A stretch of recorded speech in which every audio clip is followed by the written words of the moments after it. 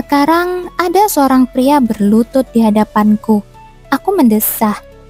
Apa-apaan ini? Aku tidak merasa nyaman. Aku hanya mencoba membantunya dengan memberinya kesempatan untuk mengakhiri semuanya. Kita sudah selesai, Mikhail. Ulangku dengan nada tegas. Dia menatapku dengan mata yang berkaca-kaca. Aku masih mencintaimu. Pengakuannya terdengar begitu putus asa. Anehnya, aku tidak merasakan apa-apa selain sedikit getir. Aku bisa melihat diriku yang dulu dalam dirinya. Seseorang yang mencintai tanpa balasan. Jadi ini rasanya. Aku mulai memahami kenapa Mikhail selalu menghindar dariku selama ini. Cinta yang bertepuk sebelah tangan tidak pernah berakhir dengan baik. Pada akhirnya, aku hanya menyakiti diriku sendiri dan kini aku juga menyakitinya. Bagaimanapun, aku tidak tahu harus berkata apa lagi. Satu-satunya hal yang ku tahu adalah bahwa aku tidak boleh membiarkan emosiku menguasai diriku. Aku tidak mencintaimu lagi, Mikhail. Jadi, tolong kita sudahi saja sampai di sini. Kataku dengan nada datar, memastikan agar tidak ada lagi harapan yang tersisa dalam dirinya. Melihat pria di hadapanku membeku di tempat seperti patung, aku memutuskan untuk keluar dari tempat ini. Aku telah menjelaskan semuanya, dan dia tidak punya pilihan selain menerima kenyataan. Namun, saat aku baru saja melangkah pergi, aku mendengar teriakan marah dari belakangku. "Ah!" Aku menoleh, dan yang kulihat adalah Mikhail berteriak seperti orang kehilangan kendali. Mata ungunya bersinar dengan kemarahan yang tak terkendali.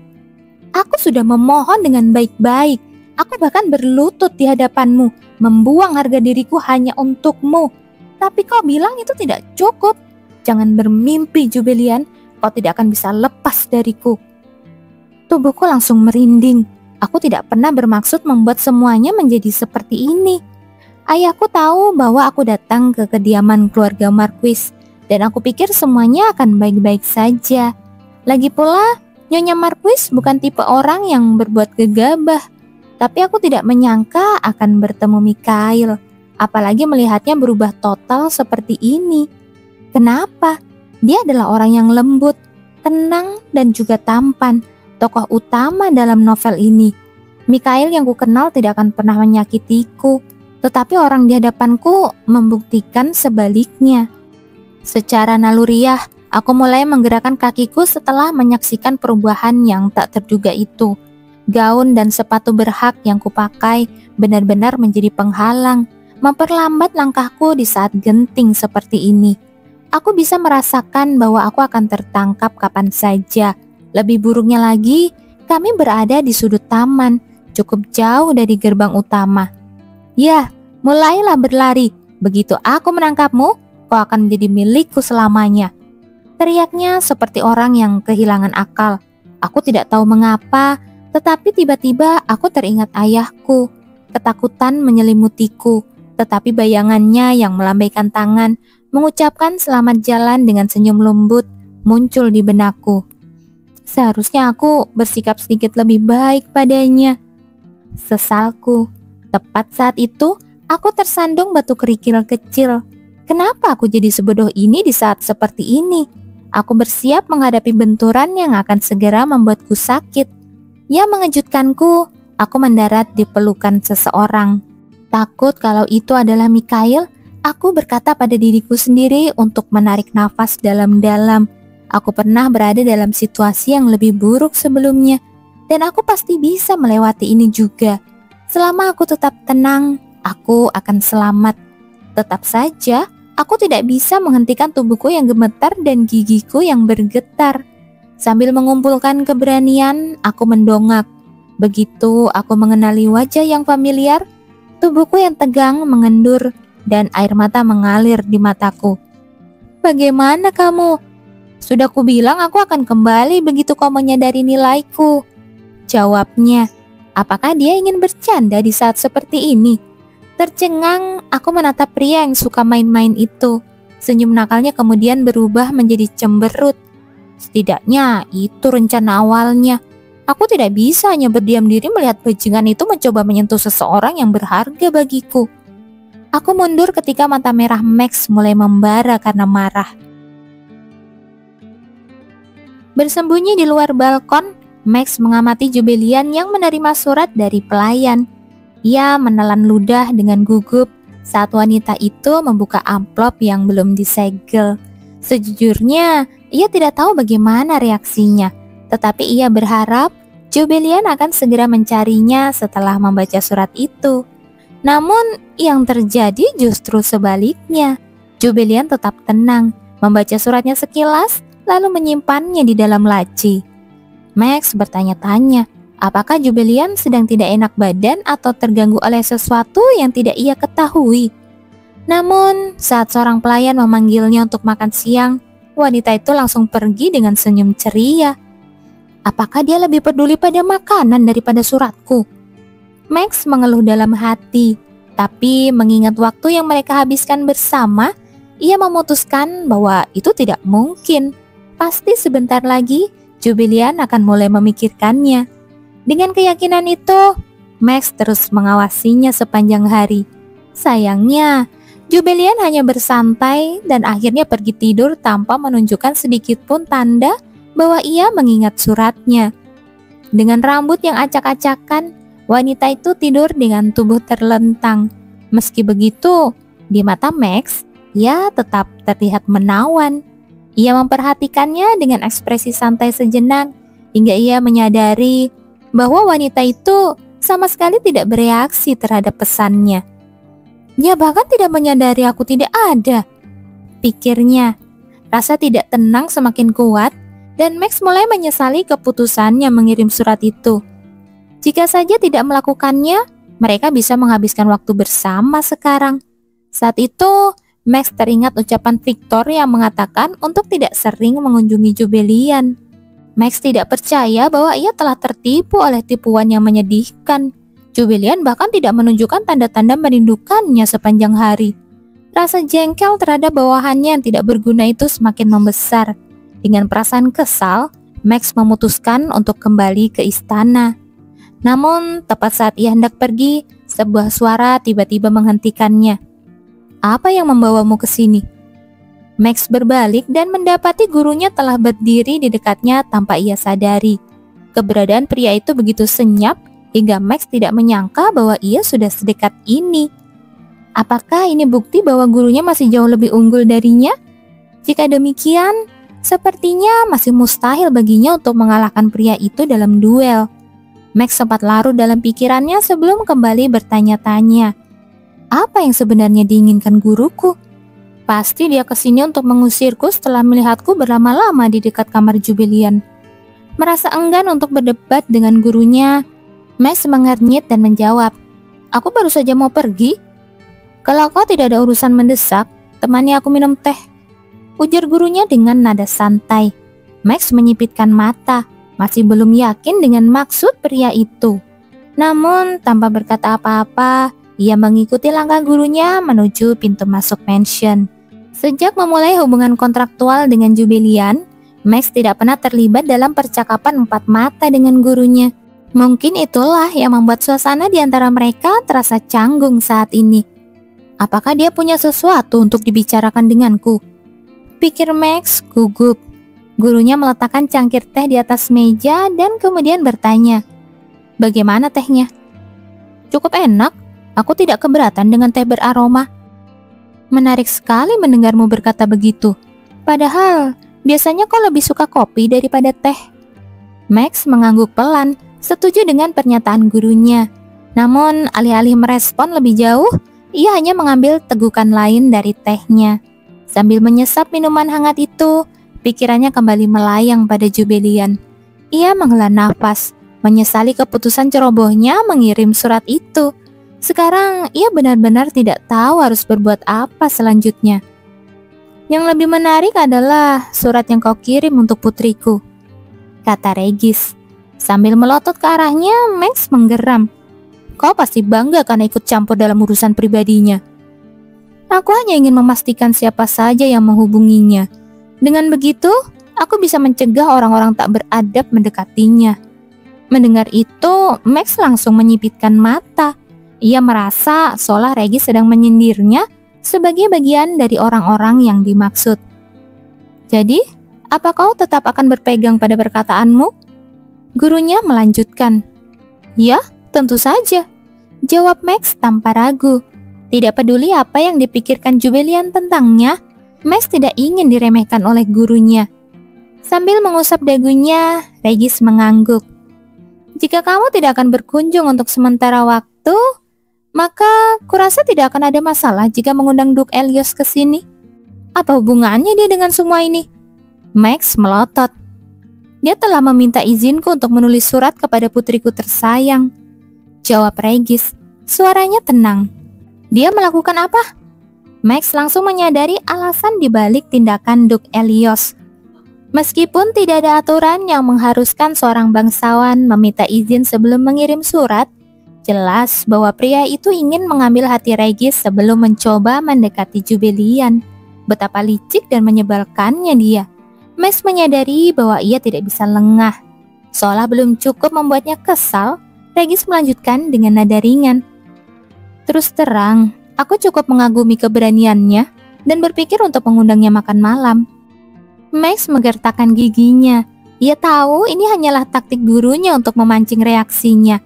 Tapi tetap saja, ia tidak bisa membiarkannya begitu saja. Itu tidak akan terjadi, karena aku akan kembali ke sini besok. Setelah mengatakan itu, dia berdiri. Duduklah kembali. Aku belum selesai bicara.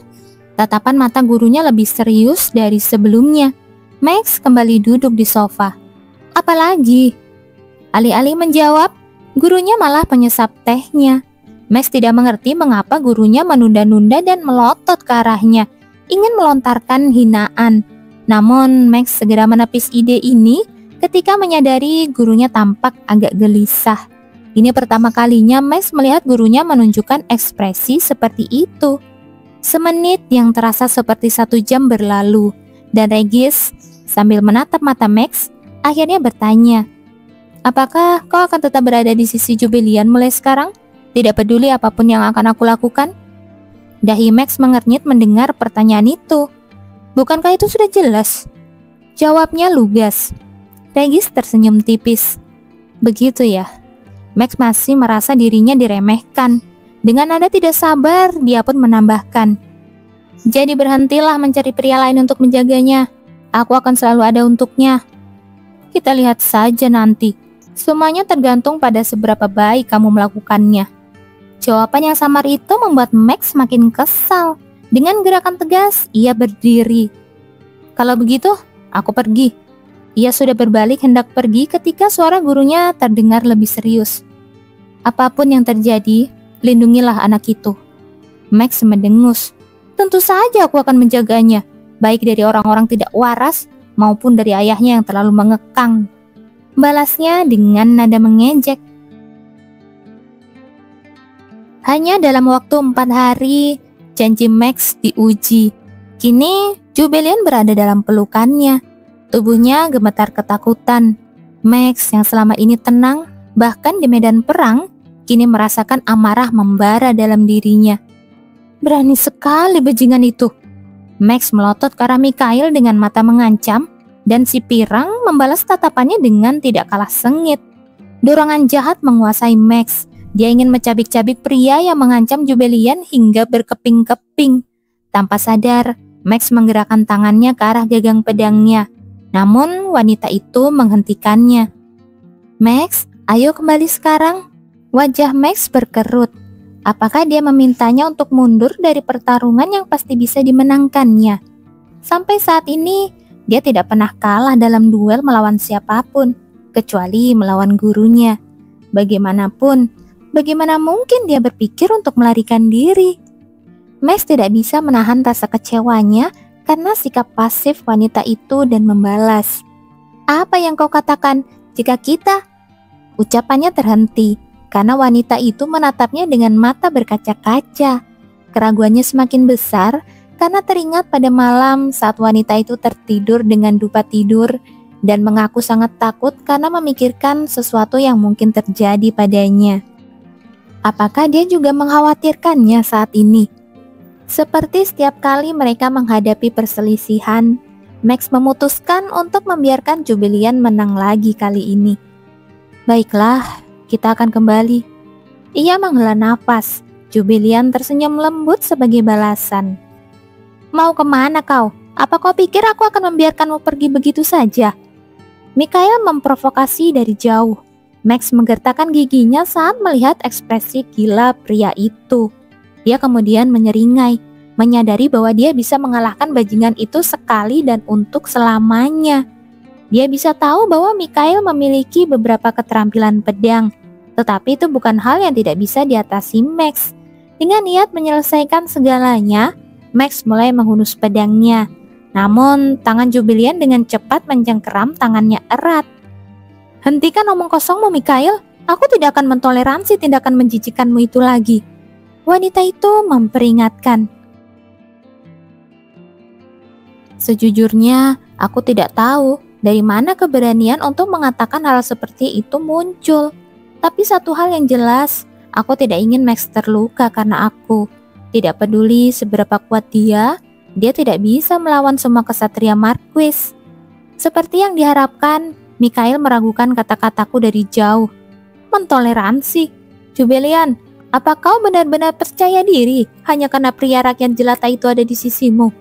Meskipun beberapa saat yang lalu aku sangat ketakutan, anehnya aku tidak merasa takut lagi. Mungkin karena Max ada di dekatku. Sambil berkata pada diriku sendiri bahwa semuanya akan baik-baik saja karena aku tidak sendirian, aku melotot ke arah Mikhail. Apa kau pikir hanya satu orang ini bisa menghadapi seluruh kesatria keluargaku? Ejeknya. Dan kau percaya bahwa kesatria-kesatriamu akan mampu mengalahkan kesatria-kesatriaku? Balasku.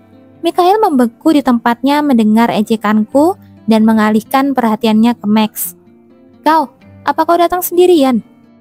Tentu saja aku. Max hendak menjawab dengan bangga. Tapi aku, untungnya, segera mencubit tangannya untuk menghentikannya. Wajahnya langsung mengernyit dan dia menatapku dengan kesal. Bagaimana mungkin dia tidak memiliki akal sehat sedikit pun? Tentu saja dia tidak datang sendirian. Berpikirlah secara logis, apakah kamu akan melakukan hal seperti itu? Aku segera mencegat, dan mata kecubung Mikhail pun kehilangan kegilaannya, seolah-olah dia telah kembali sadar. Sekarang setelah aku mendapatkan perhatiannya, aku akan dapat membuatnya meminta maaf atas apa yang telah dilakukannya. Aku pergi sendirian. Max tiba-tiba bergumam pelan.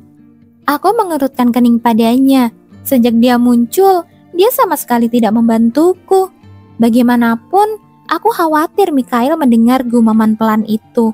Jadi aku buru-buru berkata, memang benar aku menimbulkan sedikit keributan di tempat ini hari ini. Jadi, aku akan sangat menghargai jika kau membiarkan kami pergi dengan damai. Aku tidak bisa menyembunyikan kecemasanku menunggu jawaban Mikhail, tetapi aku tetap menegakkan kepala. Keluar dari sini, geram Mikhail dengan gigi terkatup. Syukurlah. Sambil menghela nafas lega, aku melepaskan genggaman tangan Max. Namun tanpa diduga, Max langsung mengangkatku ke dalam pelukannya, lalu menatap Mikhail dengan sorot mata tajam. Jika kau berani melakukan hal seperti ini lagi, aku tidak akan segan-segan menghabisimu. Ancam Max dengan suara dingin. Apakah dia tidak takut pada apapun? Aku mulai khawatir kalau Mikhail akan mengirim pembunuh ke kediaman Max. Dengan tatapan tajam, aku menatapnya penuh peringatan. Mungkin dia merasa terintimidasi karena dia hanya diam di tempat dan tidak berusaha mengejar kami. Namun, matanya tetap terpaku padaku, seolah menolak untuk berpaling. Sampai akhirnya, aku sendiri yang mengalihkan pandangan. Melihat dua sosok itu pergi menjauh, Mikhail mendengus kesal. Hatinya terasa panas. Dia tidak percaya bahwa Jubilian membiarkan seorang rakyat jelata memeluknya begitu saja. Bahkan dia langsung melompat ke pelukan pria itu tanpa ragu. Mengeraskan tinjunya, Mikhail membayangkan menghajar lelaki tak tahu diri itu hingga tewas. Setelahnya, dia akan membawa Jubilian kembali dan mengurungnya di rumahnya sendiri selamanya. Namun dia tahu betul bahwa ayahnya tidak akan tinggal diam jika hal itu terjadi. Mikhail yakin masih ada cara untuk membuatnya kembali menjadi miliknya. Dengan tatapan penuh dendam, dia tetap berdiri di tempatnya.